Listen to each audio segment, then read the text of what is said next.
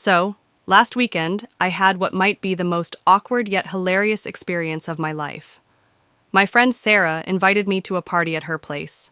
She texted me the address, and since I'd never been to her new apartment before, I just plugged it into Google Maps and headed out. When I got there, the party was already in full swing. People were laughing, music was playing, and the smell of barbecue wafted through the air. I didn't recognize anyone, but I figured Sarah had invited some of her other friends I hadn't met yet. A guy greeted me at the door with a big smile and handed me a beer. "Glad you could make it," he said. I assumed he was Sarah's roommate or something, so I just smiled and went with it. The next hour was a blast. I joined a game of cornhole, tried some incredible homemade guacamole, and even had a deep conversation with an older woman about her garden. At one point, someone brought out a birthday cake, and we all started singing. That's when I realized Sarah had never mentioned it was a birthday party.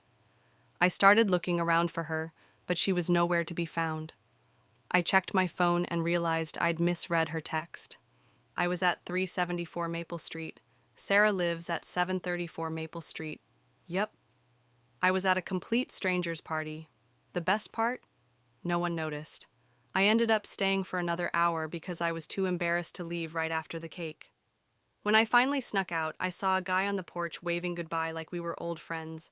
When I finally got to Sarah's actual party, I told her the whole story. She laughed so hard she cried and said, "You're the only person I know who could crash a party and somehow fit in perfectly." Now I kind of want to go back and hang out with my new accidental friends. Do you think they'd remember me?